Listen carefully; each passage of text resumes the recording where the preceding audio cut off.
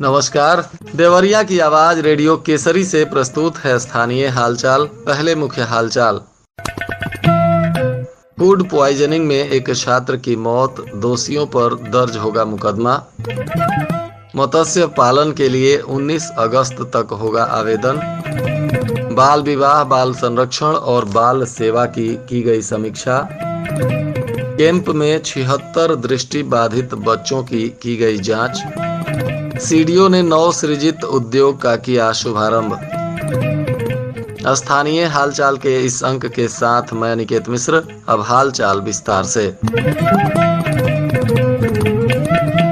बरियारपुर थाना क्षेत्र के दीनदयाल उपाध्याय आश्रम पद्धति इंटर कॉलेज में सोमवार की रात में खाने के बाद छात्रों की जो तबीयत बिगड़ी, रात भर शिक्षक और छात्र परेशान रहे। बताया जा रहा है कि इसमें सैकड़ों छात्रों ने पेट दर्द और उल्टी की शिकायत की, जिसके बाद सभी को अस्पताल में भर्ती कराया गया। अब इनमें इलाज के दौरान एक छात्र की मौत हो गई है। बताया जा रहा है कि मृत छात्र का बीआरडी मेडिकल कॉलेज गोरखपुर में इलाज चल रहा था, जहां इसकी इलाज के दौरान मौत हो गई। मौत की सूचना मिलते ही जिम्मेदारों में हड़कंप मच गया। वहीं स्थानीय प्रशासन का कहना है कि इसकी उच्च स्तरीय जांच कराई जाएगी और जो भी इसमें दोषी पाए जाएंगे उन पर मुकदमा दर्ज कर सख्त कानूनी कार्रवाई की जाएगी। मुख्य कार्यकारी अधिकारी मत्स्य विजय कुमार मिश्रा ने बताया कि मत्स्य विभाग के द्वारा सघन मत्स्य पालन हेतु एयरेशन सिस्टम की स्थापना नामक नवीन योजना प्रारंभ की गई है। इस योजना के अंतर्गत मत्स्य बीज हैचरी संचालित करने वाले हैचरी स्वामी निजी क्षेत्र एवं पट्टे पर आवंटित तालाब की महिला मत्स्य पालक जिनके तालाब की पट्टा अवधि कम से कम 5 वर्ष अवशेष हो, ये लोग पात्र होंगे। परियोजना के अंतर्गत 0.50 हेक्टेयर के तालाब में 2 हॉर्स पावर के एक क्वाड पेंडिल व्हील एरिएटर एवं 1 हेक्टेयर या उससे बड़े तालाब हेतु अधिकतम 2 एरिएटर पर महिला मत्स्य पालक जिनके तालाब की वर्तमान मत्स्य उत्पादकता कम से कम 4 से 5 टन प्रति हेक्टेयर हो, ऐसे लोगों को उत्पादकता में वृद्धि के लिए अनुदान दिया जाएगा। योजना पूर्णतः महिला मत्स्य पालकों के लिए संचालित की गई है। अब इस योजना का वेबसाइट पर ऑनलाइन आवेदन किया जा रहा है। यह आवेदन 19 अगस्त 2024 तक किया जा सकेगा। योजना में तालाबों के ऐसे सभी पट्टा धारक आवेदन कर सकते हैं जिनके पट्टे की अवधि में न्यूनतम 5 वर्ष अवशेष रह गए हों।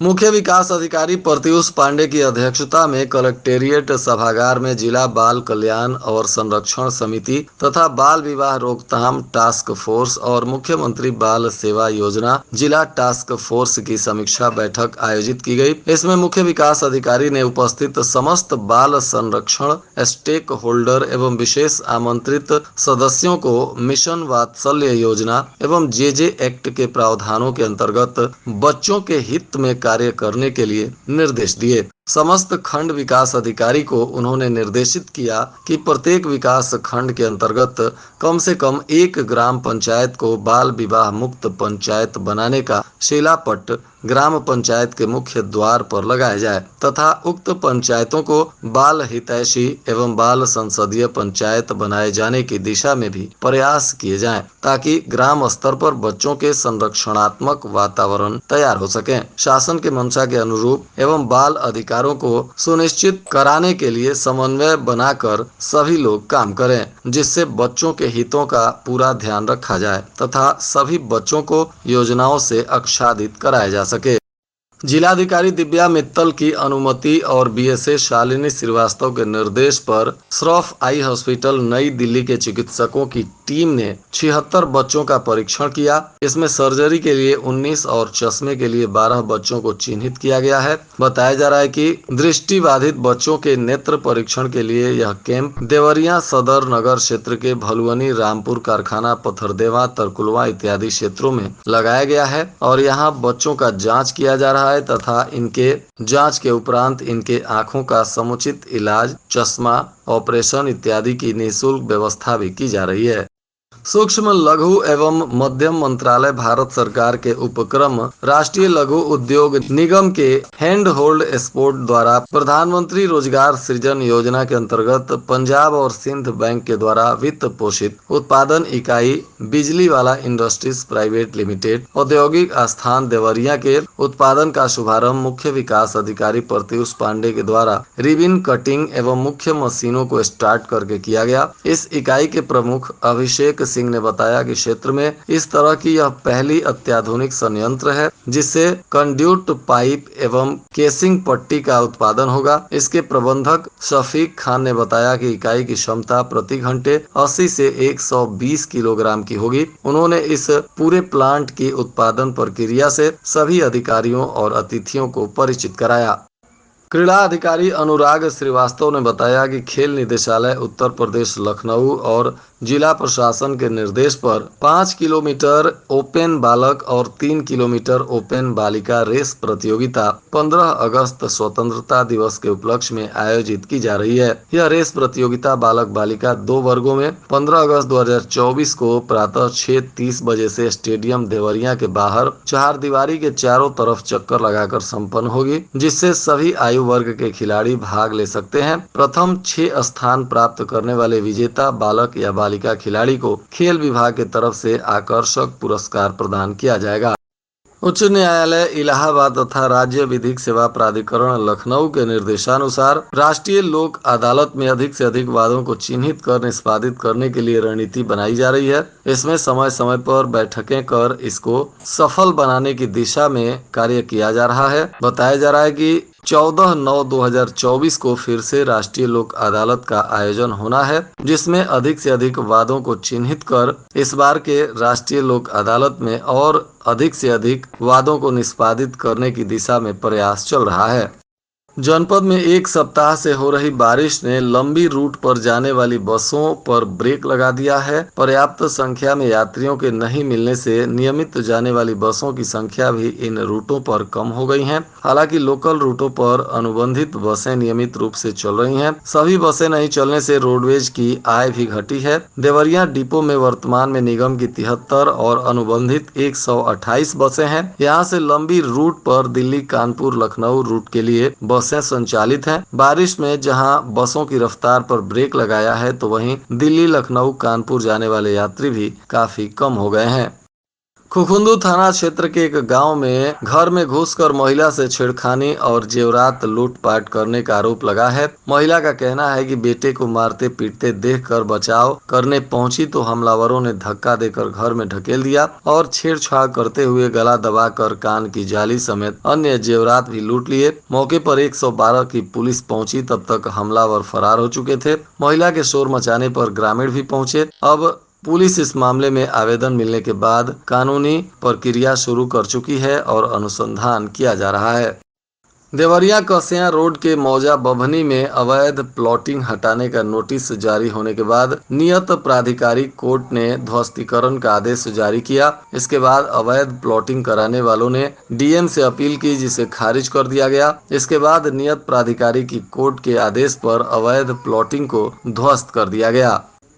भाटपा रानी में चुनाव जीतने के बाद पहली बार सांसद रमाशंकर राजभर मतदाता संकल्प यात्रा में पहुंचे। उन्होंने जगह जगह चौपाल लगाकर लोगों की समस्याएं सुनी। महुआबारी में यूथ पूर्व राष्ट्रीय अध्यक्ष केशव चंद्र यादव के साथ समस्याएं सुनते हुए वृक्षारोपण भी किया। जहां लोगों ने जर्जर तटबंधों से उन्हें अवगत कराया, तो वहां नेटुआवीर चौराहा, केहुनिया पकड़ी, बाबू धर्मखोर करण और कुकुर घाटी के तटबंधों से संबंधित और लोगों की अन्य समस्याओं को भी उन्होंने सुना। साथ ही उन्होंने कहा कि थाने और तहसील में भ्रष्टाचार चरम पर है। गरीबों को न्याय नहीं मिल रहा है। यदि यह भ्रष्टाचार नहीं रुका तो इसके विरुद्ध धरना प्रदर्शन किया जाएगा। जिला विधिक सेवा प्राधिकरण देवरिया के तत्वाधान में पीड़िताओं के सुरक्षा और उनके अधिकारों का संरक्षण करने को लेकर वन स्टॉप सेंटर में औचक निरीक्षण किया गया और पीड़िताओं के सुरक्षा और उनके अधिकार की बातों को लेकर यहां जांच पड़ताल किया गया। इस दौरान पदाधिकारियों ने महिलाओं के अधिकारों के बारे में कहा कि उन्हें स्वतंत्रता और समानता का अधिकार है, नारी की गरिमा का अधिकार है, प्राण एवं दैहिक स्वतंत्रता का अधिकार और संपत्ति का अधिकार है। ऐसे अनेकों अधिकार महिलाओं को प्राप्त हैं।